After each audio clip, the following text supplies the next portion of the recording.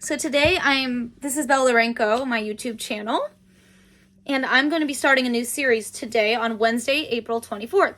It is a series where I just flip to a random page of the Bible and read about a few verses of it that are on that page. So let's see what I land on today. I'm really excited.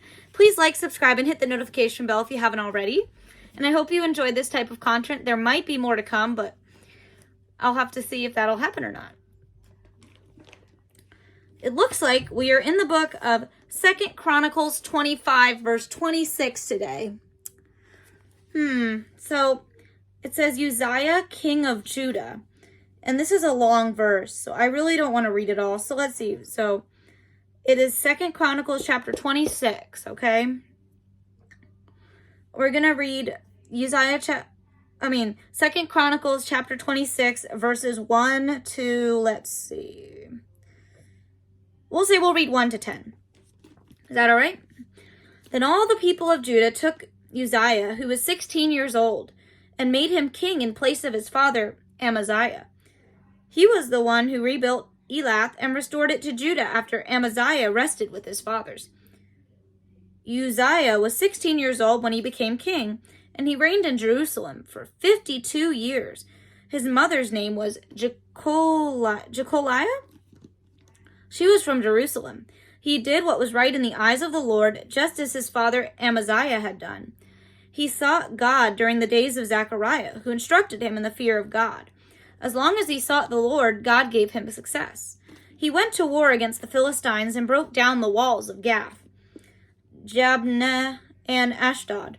He then rebuilt towns near Ashdod and elsewhere among the Philistines. God helped him against the Philistines and against the Arabs who lived in Gur-Baal, and against the Meunites. The Ammonites brought tribute to Uzziah, and his fame spread as far as the border of Egypt because he had become very powerful.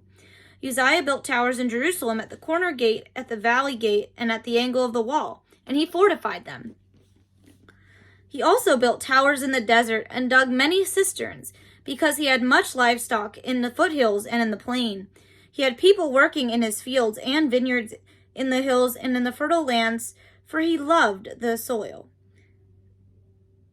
I might as well read some more. Uzziah had a well-trained army ready to go out by divisions according to their numbers, as mustered by Jeiel, the secretary, and Maaseiah, the officer, under the direction of Hananiah, one of the royal officials. The total number of family leaders over the fighting men was 2,600. Under their command was an army of 307,500 men trained for war, a powerful force to support the king against his enemies.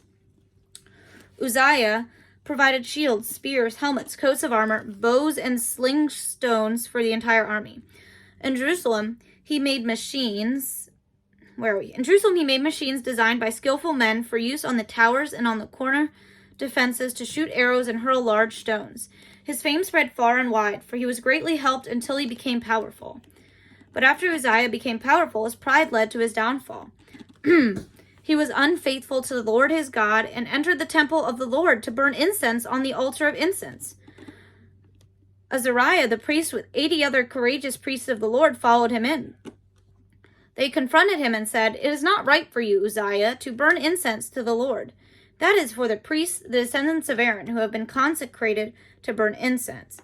Leave the sanctuary, for you have been unfaithful, and you will not be honored by the Lord God." Uzziah, who had a censer in his hand ready to burn incense, became angry. While he was raging at the priests in their presence before the incense altar in the Lord's temple, leprosy broke out on his forehead. When Azariah, the chief priest, and all the other priests looked at him, they saw that he had leprosy on his forehead, so they hurried him out. Indeed, he himself was eager to leave because the Lord had afflicted him. King Uzziah had leprosy until the day he died.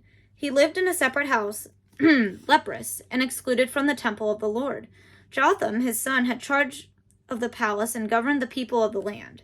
The other events of Uzziah's reign from beginning to end are recorded by the prophet Isaiah, son of Amoz. Uzziah rested with his fathers and was buried near them in a field for burial that belonged to the kings, for people said he had leprosy. And Jotham his son succeeded him as king. Hope you enjoyed that. Please let me know in the comments below if you want more of this series or if you don't. I'm okay either way. Thank you for listening.